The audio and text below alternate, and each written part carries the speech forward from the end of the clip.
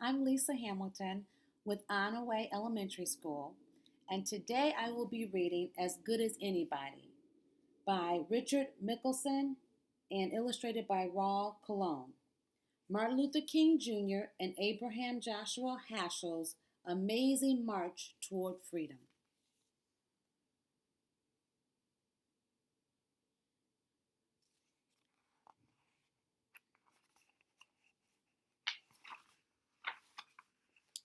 Martin was mad at everyone.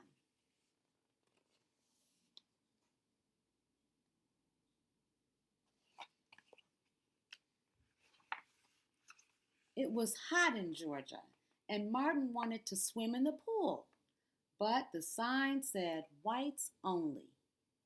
Martin was thirsty, but the sign said whites only. Martin needed to pee. Whites only. He marched to his father's church and stomped his feet. What good is stepping on bugs? Daddy King said. You're looking down when you should be looking up.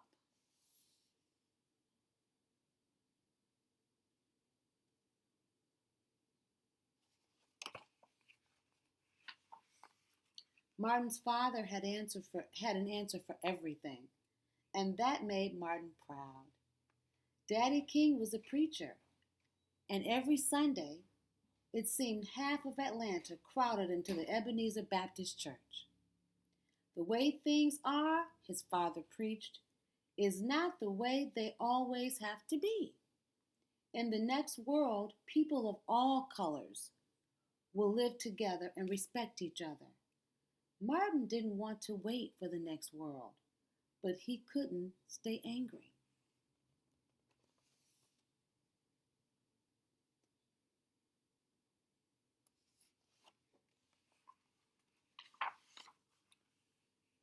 Martin raced to catch the bus. He was lucky to find the last empty seat. Stand up, boy, the driver ordered as a white child rushed on. The joy drained out of Martin's face. He wished he had walked all the way home. Martin's mother closed her eyes and turned her head from side to side. Some ignorant white people think they are better than colored people, she said, hugging Martin close.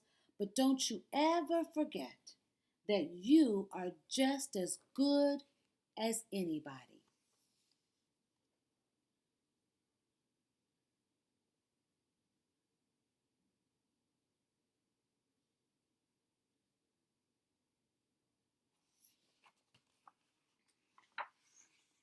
Martin grew up and became a minister just like his dad.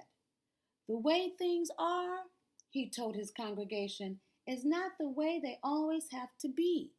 Don't ever forget that you are just as good as anybody. Word spread about Martin's sermons. Some Sundays, it seemed that half of Montgomery, Alabama crowded into his little church.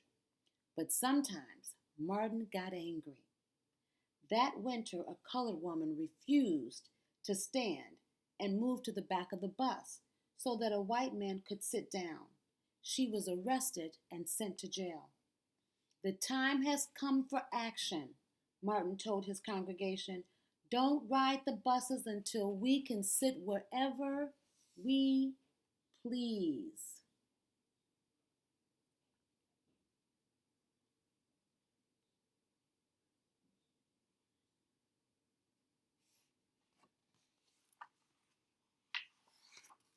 Some people had to start walking in the middle of the night just to get to work on time.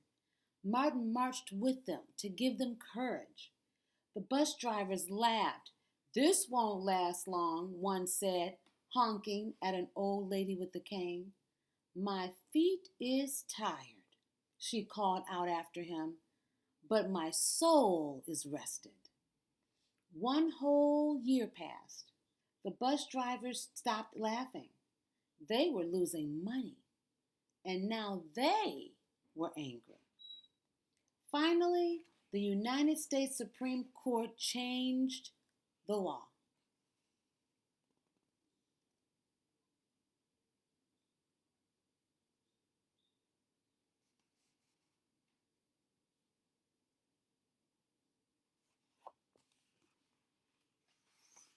Now Martin was able to sit up front, but as the bus traveled through the city park, he saw a familiar sign: whites only.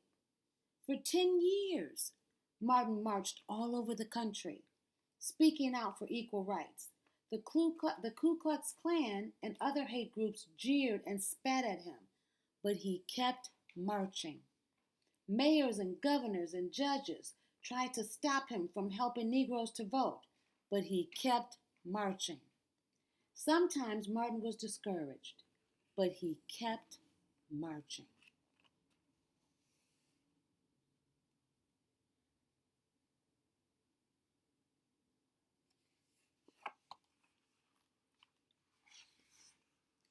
Martin organized a protest from Selma to Montgomery.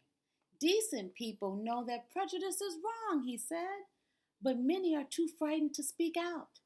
600 Negroes joined Martin, but the police blocked their way and attacked them with dogs and clubs.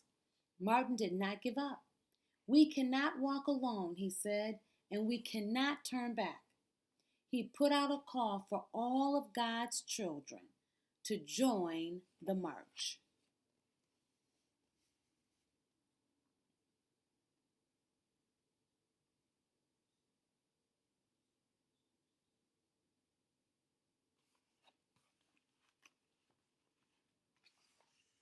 A man named Abraham answered Martin's call.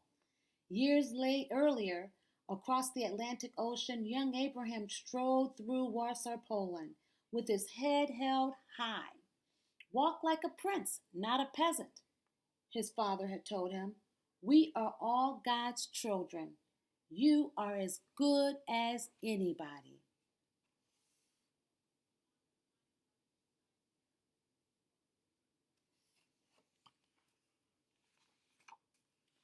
Are you going to be an important rabbi like your father? His neighbors asked. Abraham nodded and answered their questions about Jewish law and customs. Such a scholar, his father said, smiling. But even the Lord rested. Put down your prayer books and pass out some coins. Abraham's father lived on donations from the congregation. Every day, poor as they were, Abraham gave away all the money left over after his mother bought groceries. I hate poverty, but I love the poor, his father said, slipping the last coin into his son's hand. We can always find someone in greater need than ourselves. Abraham was proud of his father, and together they prayed and studied.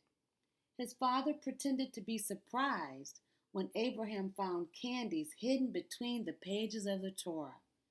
Learning is a sweet delight, Abraham.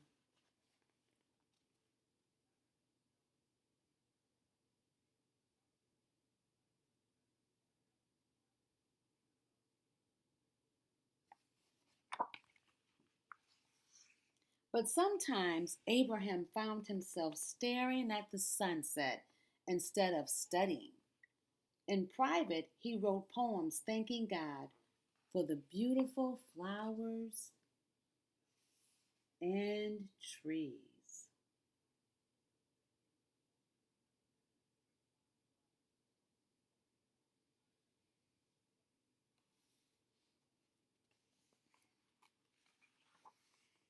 Abraham grew up and became a rabbi, just like his father. He also attended the university in Berlin, Germany. But as busy as he was, Abraham still found time to take long walks through the city and write poetry. After he graduated, Abraham got an important job in a school, but an evil man named Hitler was appointed leader of Germany and changed the laws. Jews were no longer allowed to go to school or to vote. One evening, as he prepared for class, someone banged on Abraham's door. No Jews allowed in Germany, a policeman yelled. Go back to where you came from. You have 1 hour to leave.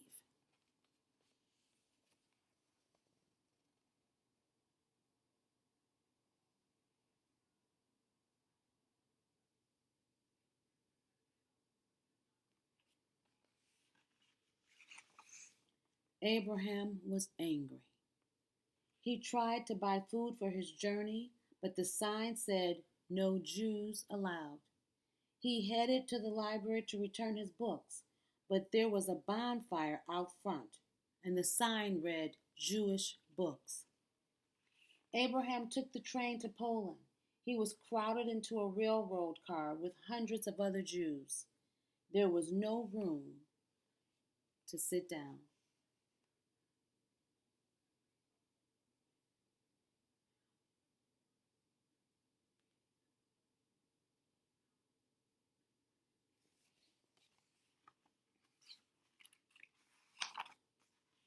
When Abraham arrived in Warsaw, he was tired and hungry and cold. He stomped his feet outside his childhood home. His mother threw her arms around him. "Perhaps in the next world, people everywhere will live together in peace," she cried. Abraham held her close. He could feel how thin she had become. He didn't want to wait for the next world. He wished he could help her now. Abraham looked for a job. "Help wanted," the sign said, but underneath, "No Jews." In America, he'd heard, everyone was treated fairly. He would travel across the ocean, become a teacher, and send money back home.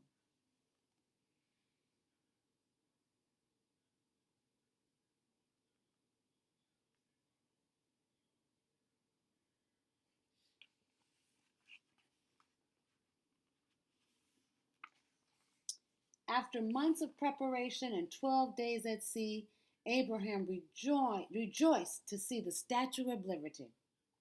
But his joy was short lived. Hitler soon invaded Poland. Most of Warsaw's Jews, including Abraham's mother and three sisters, were killed. Abraham marched all over America, speaking out for peace and equal rights. Wherever he saw injustice, he reminded people of the beauty of life. God did not make a world with just one color flower. He said, "We are all made in God's image."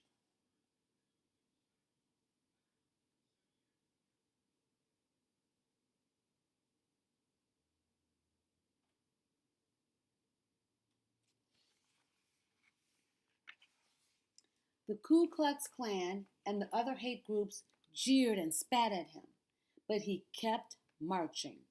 It is important not only to protest evil, but to be seen protesting, he told his friends. Words must be followed by deeds.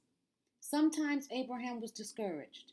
The United States had welcomed him, but was not letting many Negroes vote. Abraham heard about a march for voting rights in Alabama. Should he join the protest against the government?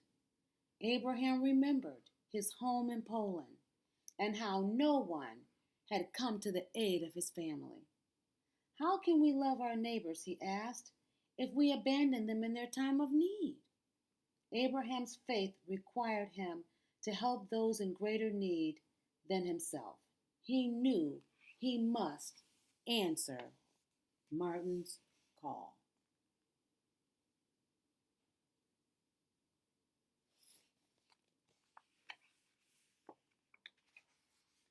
On March 21st, 1965, in Selma, Alabama, Abraham Joshua Heschel and Martin Luther King Jr. prayed together. Then Martin stomped his feet and Abraham stomped beside him. The time had come for action.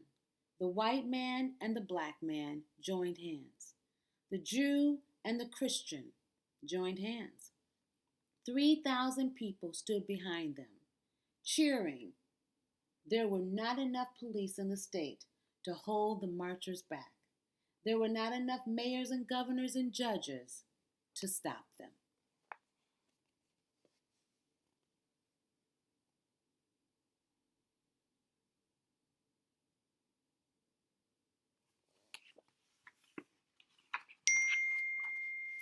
Martin took a step forward. Abraham took a step beside him. This too is God's work, Abraham told Martin. I feel like my legs are praying.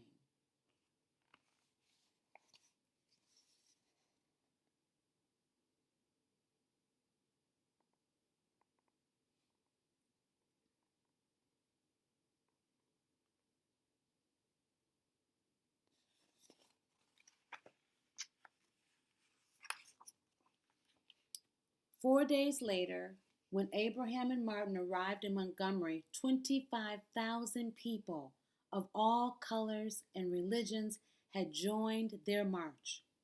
4 months later, the President of the United States signed the Voting Rights Act.